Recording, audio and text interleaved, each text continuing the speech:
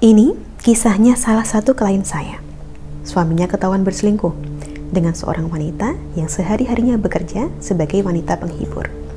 Demi menyadarkan suaminya, sang istri berobat kemana-mana, konsultasi ke belasan tempat, dan jawaban semua orang sama. Suaminya telah diguna-guna. Pelakunya pakai susuk vagina.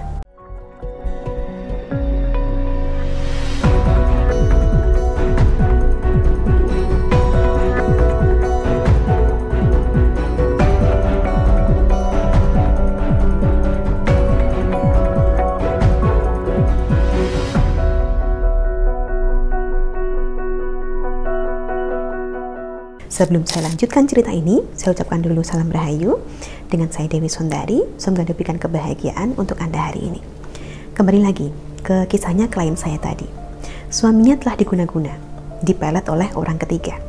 Si orang ketiga ini ternyata memasang susuk vagina, sehingga suami terjerat dan tidak bisa lepas. Sejak berhubungan badan dengan si wanita, suami seperti orang ketagihan dan lupa daratan. Semua harta benda diserahkan. Bahkan, bukan cuma susuk vagina saja.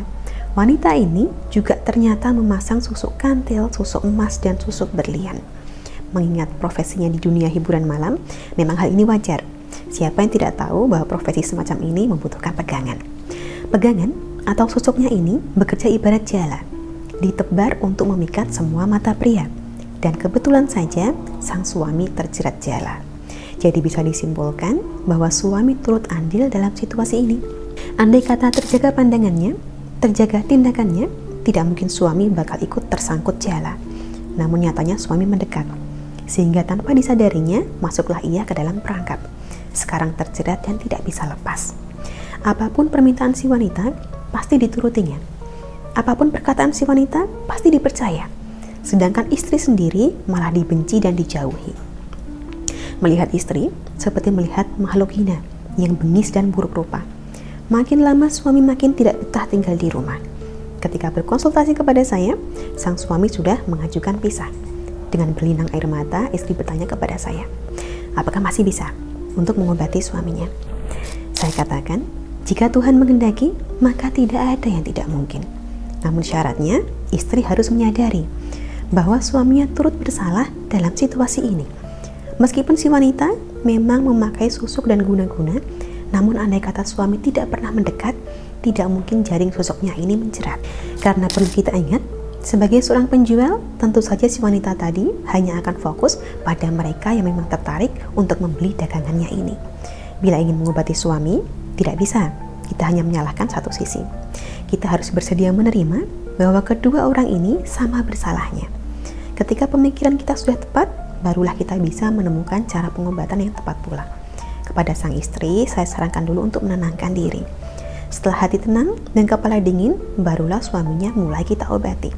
Kita gunakan garam peluntur pelet untuk menghilangkan pengaruh selingkuhannya tadi, biar lepas susuknya, dan hilang pula pengaruh pelet yang mengelabui penglihatan serta akal sehat suaminya. Garam peluntur pelet yang sudah diritualkan sesuai nama dan tanggal lahir suami dipakai dengan cara dicampurkan ke dalam makanan, minuman, atau air mandi suaminya. Selama pengobatan ini dijalankan, saran saya satu, jangan sampai bertengkar dengan suami. Juga tidak boleh mengungkit-ungkit masalah ini jika nanti suami sudah kembali. Alhamdulillah, upaya yang dilakukan telah berbuah. Sekarang suami sudah betah di rumah dan tidak lagi menjalin hubungan dengan orang ketiga. Dari mana kita tahu bahwa sudah tidak ada hubungan? Bukan cuma karena suami istri sudah mesra lagi, tapi juga karena sekarang istri secara penuh memegang keuangan suami.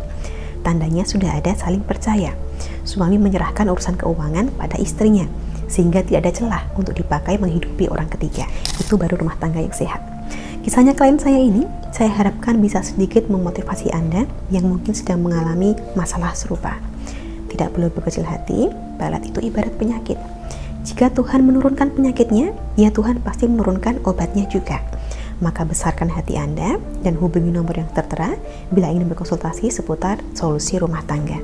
Akan kita bantu sebaik-baiknya dengan metode spiritual kejawen yang sudah turun-temurun diwariskan leluhur kita selama ratusan tahun. Perkenalkan saja diri Anda dan ceritakan keinginan, serta harapan Anda seperti apa. Semoga dapat terwujud dengan segera demi kebaikan bersama. Akhir kata, kurang lebihnya cukup sekian dari saya. Terima kasih banyak untuk Anda yang telah menyaksikan. Sampai jumpa di kesempatan selanjutnya dan salam Rahayu.